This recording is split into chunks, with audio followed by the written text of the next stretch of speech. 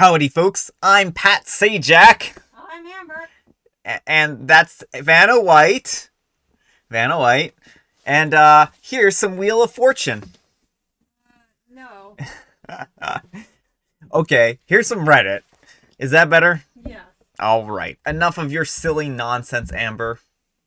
Or should I say, Vanna White. Our first letter is titled, Am I a jerk for giving my son's new bike away after the prank that he pulled on a girl that he was friends with? So recently, I found out my son Jacob pulled an incredibly cruel prank on one of the girls, I'll call her Ashley, that's in his friends group.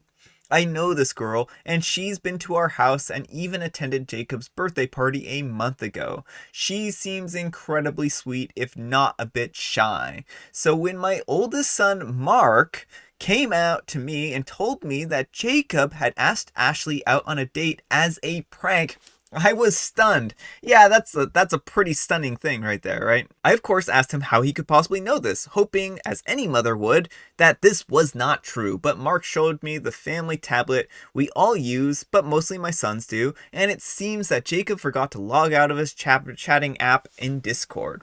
I read a long series of messages between Jacob and his friends that mocked Ashley through this heartless prank. Oh my goodness, why would they do this? I was speechless.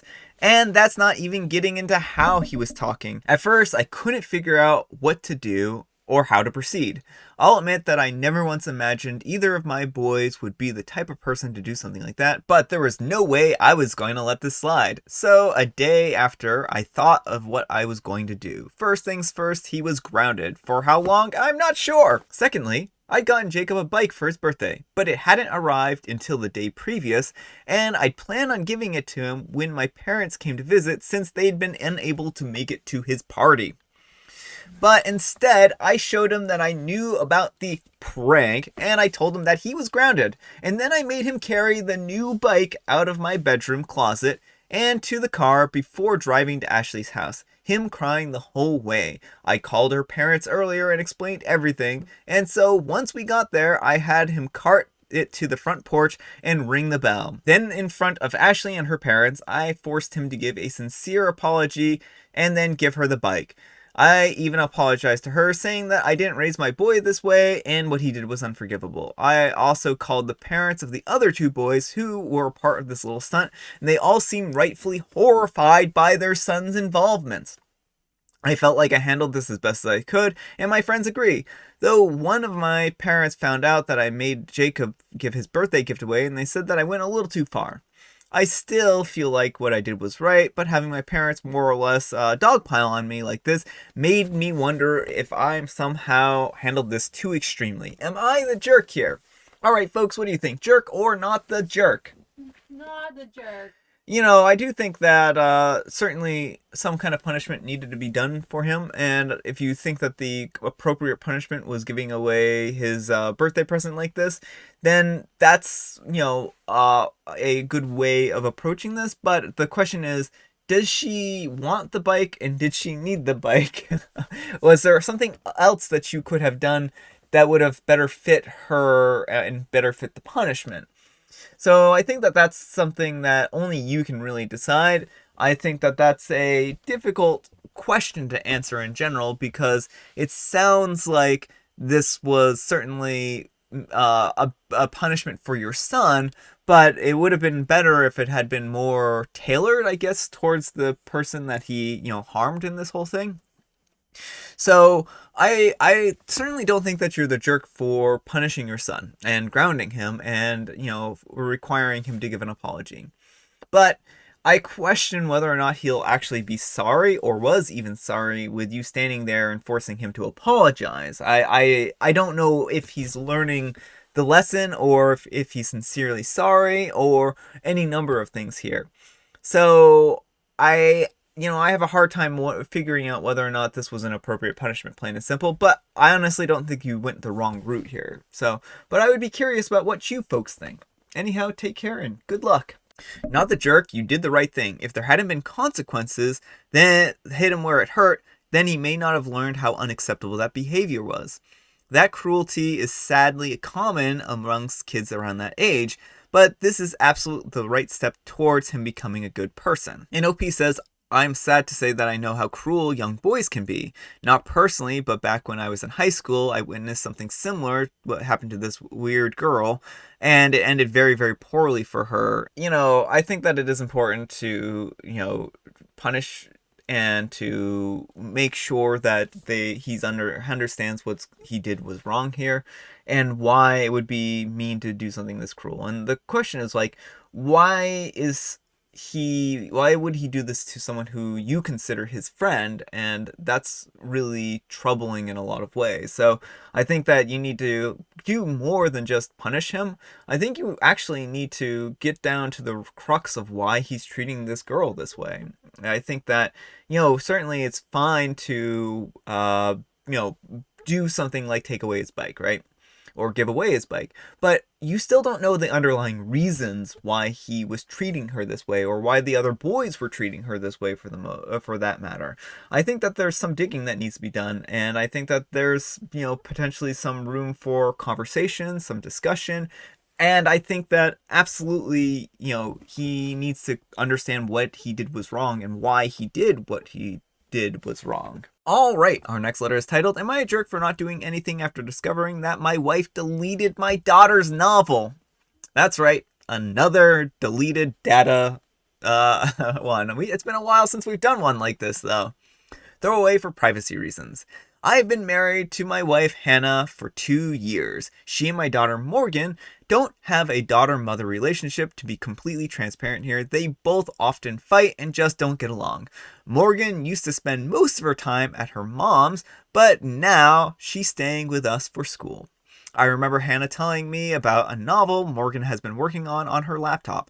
She admitted to sneaking and looking without Morgan's knowledge, but praised her writing style and storytelling, so I thought this was a positive thing. Oh my goodness. She's just like, you needed to, a long time ago, tell your daughter that her mother-in-law was reading her novel. I think that was the first place you went wrong here. Like, you have knowledge that she's invading your daughter's privacy, and you didn't do anything about it? OP. Why? Why didn't you do anything about it? Well, yesterday I got back home and I found Morgan and her mom yelling at Hannah. I asked what was happening, and Morgan told me that Hannah deleted her novel. Hannah said that Morgan created a character in the novel using her description and her name and made her the villain. But not only that, she wrote bad words about her. Morgan argued... I mean, this is... Of course it's juvenile because she's a juvenile, right? Yeah. But she also... This is akin to reading someone's diary and then being upset when they talk badly about you. Morgan argued that it was just a character and Hannah had no business snooping on her laptop to begin with. I agree on that. Hannah broke down crying after my ex-wife threatened her. I just watched the three of them fight and did nothing and said not a single word. You took the coward's way out, didn't you, OP? I stepped out for a minute to get some fresh air, and moments later, Hannah unloaded on me about how I should have defended her in the argument instead of acting so cowardly. Morgan and her mom also said that I should have done something when Hannah decided to snoop, then delete Morgan's month's worth of work. It just became too much with the three of them berating me and yelling in my face. Morgan went home with her mom and she was crying and refused to speak to me, and Hannah checked into a hotel and is refusing to speak to me. Wow, I mean, I wonder why no one is speaking to you, OP. The texts from both sides keep coming and telling me how I should have done something and should have took their side in the argument. I just had to stay out of this one. I was on my feet the entire week working. Both mentally and physical health are down the drain, and I'm tired of them fighting all the time and blaming me for my actions or lack thereof. Both are expecting me to get involved and do something to fix this, but I haven't done anything yet. Am I the jerk for not getting involved? All right, folks, what do you think? Jerk or not the jerk? Jerk! Don't let people delete your kids' novels. Well, he didn't have any control over that in particular, but I think that he should have stepped in a long time ago.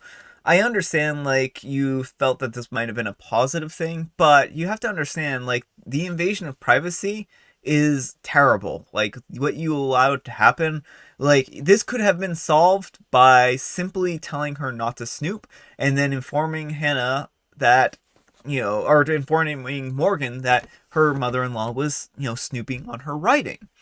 Now, it's certainly advisable for you to keep an eye on your kids and to make sure that they're safe on the internet and other things, but a novel is not like as kind of like in any kind of like danger thing, so there isn't necessarily the risk of needing to keep up on their novel or spy on them in that respect. And I mean, I think again, like, privacy of kids is a tricky subject to begin with, but in this particular case, I don't think that this had anything to do with, Hannah looking out for the safety of Morgan, for instance. She was just being a snoop. She really just should not have pried. She should have asked to read the novel, and then I'm sure Morgan may have been interested in sharing with her, right? Or maybe not, if she was planning on writing her in as a villain, right? And that's just it. It's like, you need to really have consent to read someone's stuff. Plain and simple. Now, when you did not step in this time around, right? They're all fighting. I understand you've had a long week. I understand that things are rough. You're mentally drained, it sounds like. And it sounds like you're constantly bombarded with fighting. And it sounds like this is a really unhealthy environment in general, especially for, a young woman who's being raised in this environment, right? She is not in a healthy environment if she and her mother-in-law are constantly fighting. And this should have been a sign to do something like family therapy a long time ago.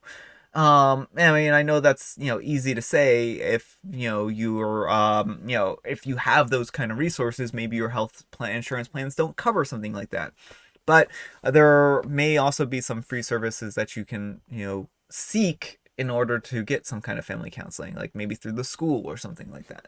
So I think that this should have been a sign that there was some kind of counseling required at some point in time.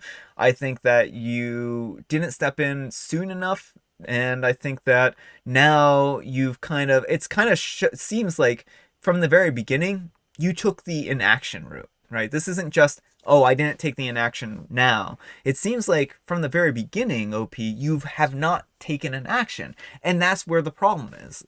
Now, it isn't always need to fall on you to do something, of course, but you helped to create the situation by not doing anything from the beginning. So I think there was all kinds of routes you could have taken, and you kind of took the path of least resistance, and now you're suffering for it in the end. So yeah. Anyhow, take care and good luck. You're the jerk. Hannah should pay for the recovery services to get the novel back. This will run about $1,500 to $3,000 and won't guarantee that it's successful. There's no question who the jerk is here. It's both you and Hannah. The laptop should be powered off and not used until it's sent in for recovery to give it the best chance of succeeding. It just became too much with the three of them berating me and yelling in my face. Well, you aren't going to have much of a great time here either. And now he's kind of alienated himself from everyone. All right, folks, it is tea time. So, today I will let you guess what type of tea I have. What kind of tea do you have, Amber? Mint tea. You have mint tea? It's very predictable like that. Yeah. So, as you can see, I did Wordle in 5 today. This was a tricky one. I encountered an issue where there were going to be a lot of different word possibilities, and so I had to pick kind of a dummy word that covered most of my bases here in order to basically, like, eliminate the possibilities. Otherwise, I don't think I would have gotten this one in time today. So, Yeah, I refrained from accidentally cheating today, though. Well, kind of. Amber started shouting a bunch of hints at me at the end because she thought I was done. Well, because I had forgotten which word it was. There were a bunch of words that I had thought about trying, and I did the same thing Brian did, where I like figured out what letter it had to be. And I thought he had found the word, because I'd forgotten which one it was. And so I was like telling him about my ordeal with it, and then he's like, I'm not done yet. I'm only on my third try. Here's a little bit of a Valentine's Week one. Did you hear about the 2 cheerleaders that got married? They met by chance. That one's cute. Isn't that cute? Let me know if you like that joke. I like it. Thumbs up.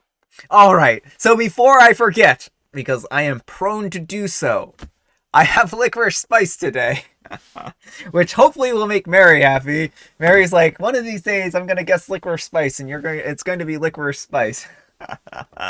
So let me know what you guessed and what kind of beverage that you're having today. So yeah. Anyhow, let's move on. All right, our last letter is titled, Am I a jerk for refusing to abide by my girlfriend's overly strict house rules? I'm a 28-year-old male and I live with my girlfriend, a 24-year-old female. Before living together, I lived alone, and so I became adjusted to living on my own terms. It's been tough to adjust living with someone else and having to regard manners and house rules, but it's impossible to adjust when my girlfriend's rules are this intense. I get no shoes in the apartment rule, but my girlfriend says no feet on the couch pillows, no sitting on the couch after the gym and before having a shower, no leaving the dishes in the sink, no leaving any food wrappers out, and the most annoying one, no drinking straight from the carton. I get that the carton thing is rude in someone else's house, but I live here, and I don't get the rule considering my girlfriend and I make out so often, so what does it matter anyways? I get the no food wrappers because they can attract bugs, but I'll throw them out within a day or so. Like the bugs care. Oh, we can't kill them for the food yet. Yeah. It's only been 2 days. Yeah, the bugs are going to hold off. Don't worry. They'll be like, there's a 5-second rule for food that you drop on the ground, and there's a 2-day rule for candy wrappers before bugs will start to attack them. Why does it need to constantly look perfect when we hardly have any guests over, and this is my own place in this world just to relax? Oh, my one place in the world just to relax. We share rent, this is my home too, so I told her that I'm not going to follow all these rules because I feel like a prisoner in my own apartment. Am I the jerk? Alright folks, what do you think? Jerk or not the jerk? Jerk. Alright, OP. I think it's certainly understandable to question why a rule is a rule, and I think that's actually a healthy thing, right? And maybe you should have a discussion with your girlfriend about why some of these rules are important to her. Like, I can definitely see why all of these rules are important, like the no feet on the couch pillows, right? She doesn't want her couch pillows to smell like feet, right? If she's gonna put her head on those, she probably doesn't want your feet on them, right? So I can get that rule. No sitting on the couch after the gym and before having a shower. Like, you do know that that's cloth, right? So your body juices, your sweat body juices are going to soak into that couch, right? So then you're going to have to steam clean it. Otherwise, it's going to smell later, right? So that's why that rule is sensible and understandable. No leaving dishes in the sink. Now, certainly this one, I think, has a lot of variability from person to person and household to household. Like, I think that that's just something that people have to kind of work out about how long an acceptable period of time is for having dishes in the sink. Sometimes I'll leave like lunch dishes in the sink, but they'll be, I'll put them into the, dishwasher later or hand wash them later. So like, it's really just dependent, right? And no leaving the food wrappers out. Sure. I mean, again, we already addressed the bug issue. And then finally, no drinking straight from the carton. OP, you have germs, and if you drink straight from the carton, then you're going to reintroduce those germs into the carton. So this isn't just about like spit here. This is about like not contaminating the carton, and she may feel uncomfortable about having, additional bacteria added into the cartons. And, they're pasteurized for a reason so that they get preserved for a long time, and this will cause them to spoil faster. So certainly I can understand like why you would be frustrated if you don't understand those rules, but here is a quick rundown of why they're important, and I think that you need to have a discussion with her and to talk about what rules, why there are rules and what their purposes are for, right? Certainly, if there's a rule and it doesn't make any sense, like you have to spin around 3 times every single time you enter the house, yeah, I mean, I could be like, yeah, that's an unreasonable rule. There's no reason for it. Like, why would you have to do that?